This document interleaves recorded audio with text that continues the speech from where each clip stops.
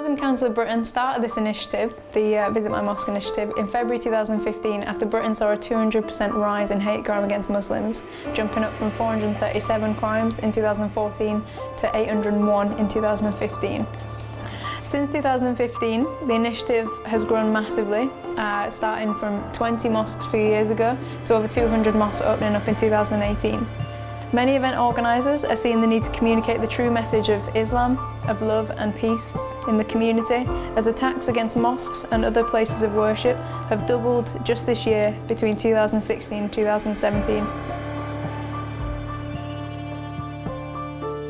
Hope Not Hate found that 42% of people in the UK are suspicious of Muslims, 37% support policies to reduce the number of Muslims in the UK, despite the Muslim population only making up about 5% of our total population.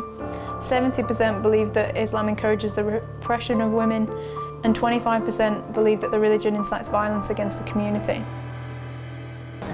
So we're here today at the Ash-Shifa Mosque in the Community Institute in Hyson Green in Nottingham.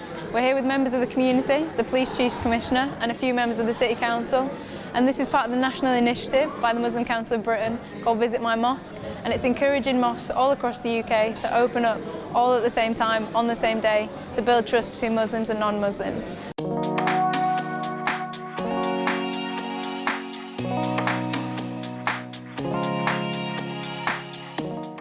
Can you tell us a bit about what the Trust Building Project is about?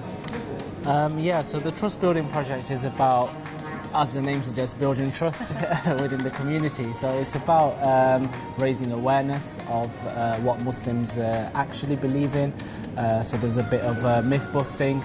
It's an opportunity to engage in dialogue and an opportunity for people to meet Muslims and ask them questions on topics that they find interesting and even challenging.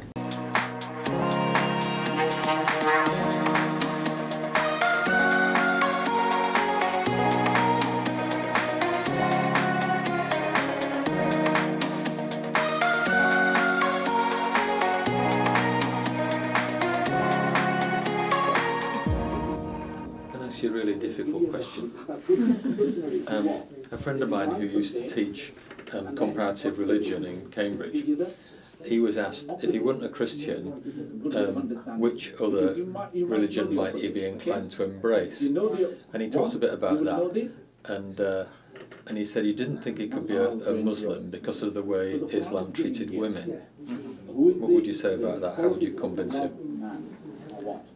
Obviously, I would disagree with that. I think the time when Islam came about, at the time of the Prophet, women were bought and sold. Islam came, abolished that. Women didn't have a say in anything. The Prophet, peace be upon him, gave equal rights.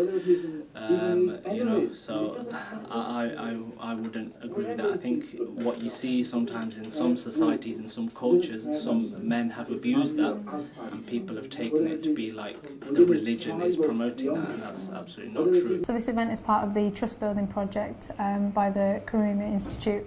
Do you think the project that they're doing right now is more important in the context that we're in now than it was maybe a few years ago? I think what's become clear is that when there are big events like the referendum, like Donald Trump being elected, like when there are terrorist attacks, anti-Muslim sentiment spikes and peaks, and we live in a very uncertain time. People are worried. So I think it really is important now to persuade people that we're one nation, one faith, working together. I'm very clear. Let me put it a different way. I go to my granddaughter's school. I'm not a very good granddad, but I try and pick them up once a week from the Nottingham Academy, and there are 50 different languages there, and it really gives me great pleasure to be in the playground talking to parents and grandparents from different backgrounds. And it gives me even greater pleasure when my oldest granddaughter, Annie, had a party and there were people there from different backgrounds playing together, and that's our future and we've got to build it.